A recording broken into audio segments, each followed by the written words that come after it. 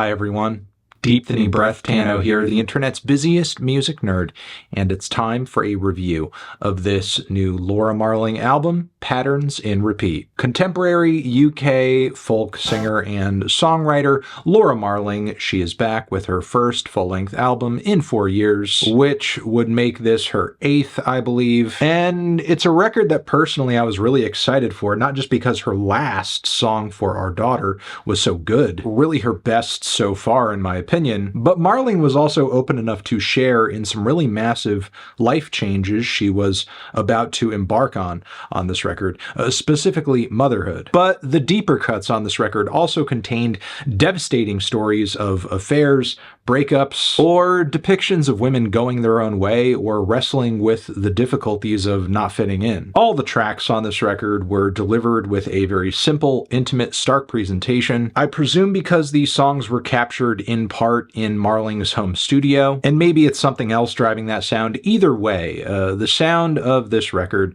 marked a new direction, one that was almost predictive because if you remember, this album originally dropped very early in 2020, and it kind of sounded like a pandemic album before a lot of what we would sort of know to be pandemic albums during that time period would sound like. And all of this resulted in music that had a stillness and serenity about it that actually made the lyrical content of these tracks hit a lot harder, in my opinion, than it had on previous Marling records. Ones that by comparison might have been a bit more visceral or layered. And look, as a songwriter, I think Marling did have a very respectable 2010s run that anybody who is into this sort of music should most definitely check out, especially if mature, skillful singing and poetic lyrics are your thing. But personally, I'm especially excited for this new chapter here because the writing has been so good, the production has been so organic, and I think Marling has found some real power in the simplicity of this direction too. And Patterns in Repeat does carry on a lot of what made its predecessor so great. Marling's vocals continue to sound stellar, they're deep,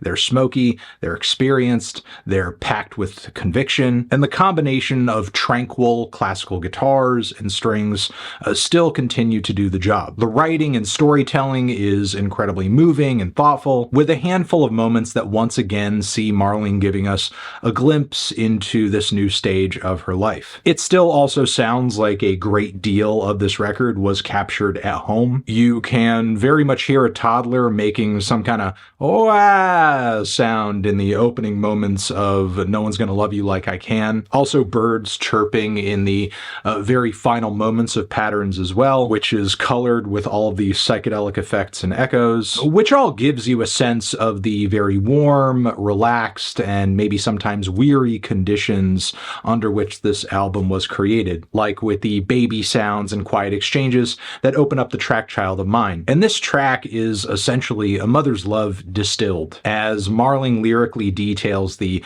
homey family life she now finds herself in, along with the ways in which she's made herself strong as a motherly figure. And with the faint woodwinds, the sweet guitars, as well as the very chilly nocturnal vocal harmonies, Marling also continues to do a lot with a little, sonically and instrumentally. I wouldn't say this track is just a drab, sleepy slice of life moment though, because it does have a very emotionally powerful finish as these refrains and really lush string sections pile on. And as I said, there are other moments on this record that mark this new chapter of Marling's life, like Lullaby, which is literally what it says it is. It's a gentle, gorgeous acoustic number about holding your baby, singing it to sleep, and the vocal layers on this track are so pretty and calming and sentimental that I don't know if I should drift off to sleep or cry. Now, there are other reflections on these life changes within this record, but sometimes they are explored in more abstract and philosophical ways, like on Patterns, where you get all of these steady, mesmerizing finger-pick guitar patterns, over which Marling speeds runs through these images of life kind of moving forward, years passing by. From here, we kind of zoom out to an even wider picture that shows this very pivotal moment in one person's life. Becoming a parent, starting a family, is really a part of a really long, never-ending mosaic or pattern of sorts that extends not just into the past, but into the future too. And then later on the album, we have a reprise of this on the title track, where we have returning melodies and lyrical themes from the opening track from Patterns, of course. Narratively here, Marling continues further into this cycle of growing up, falling in love again and again, having your own kids. But the lyrics on this one are framed in a way to where it reads like a letter to somebody, especially in the final moments of the track where she really wants to make clear that this journey of motherhood was done out of love, that nothing was lost in the process here, and she's essentially passing down a part of herself to her child. And what's also interesting is that musically, while in the past I have caught like very, very, very big like Joni Mitchell vibes on a lot of Marling's work, this time around I'm like getting Paul McCartney on this track, in the vocal melodies, in the guitar work, which is not a bad thing at all. I also want to note this track is like the last full song on the record, as it is followed by the closer that is an instrumental version of the song Lullaby. And while I do find it to be a bit unceremonious as a finisher, I do think it is cool that the album's flow does come full circle in a certain way. There is a pattern there. There is a sense of like self-reference and self-awareness. There are other thematic continuations that Laura brings on to this record, like love. However, she's taking a very different approach with it than she did with her last LP, because she's not writing quite as much about breaking up,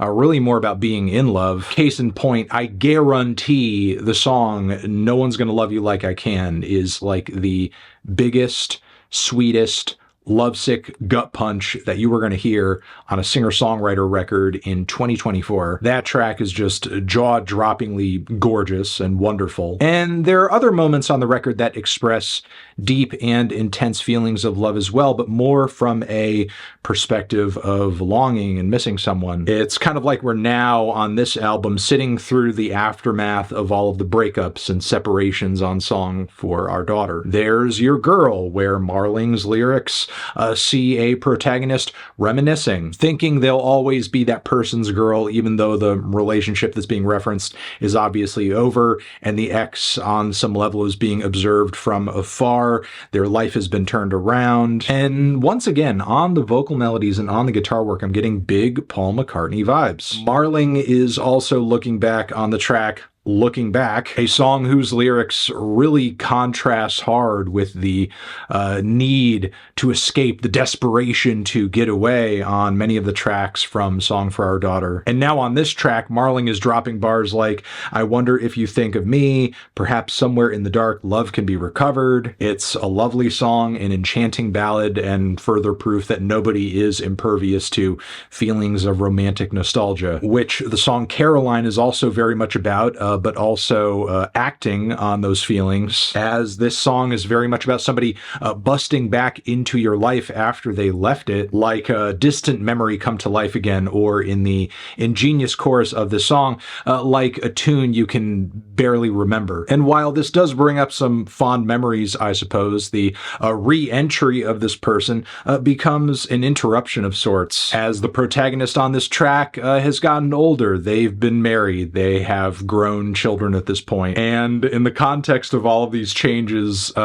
this person asks their ex essentially to just not call again, go away. On the song The Shadows, Marling is also singing about missing someone. It's another leaving type song, but this is handily one of the most dramatic she's ever done in this vein, or at least it tries to be, with very theatrical pacing, slowly strummed chords, the way she's singing on the track, really eating up every bit of space instrumentally, every naked, empty moment, like Leonard Cohen does with the, kind of grand and finesse that he did in his prime. It's just kind of a question as to whether or not it works as well as it could with the instrumental, with the production just coming across so dry. Like, it doesn't sound as big or as theatrical as it could.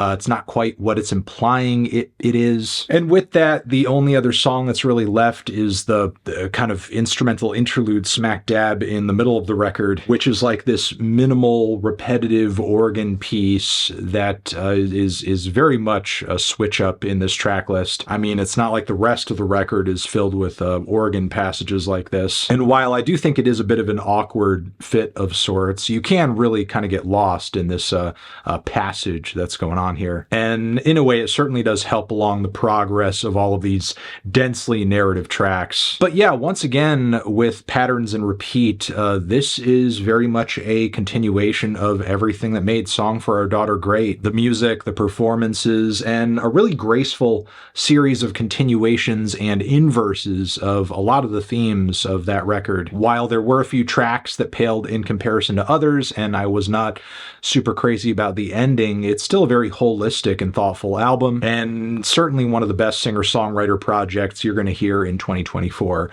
which is why I'm feeling a strong A to a light 9 on it. Transition, have you given this album a listen? Did you love it? Did you hate it? What would you rate it? You're the best, you're the best. What should I review next? Hit the like if you like. Please subscribe and please don't cry. Hit the bell as well. Over here next to my head is another video that you can check out. Hit that up or the link to subscribe to the channel. Anthony Fantano, Laura Marling, forever.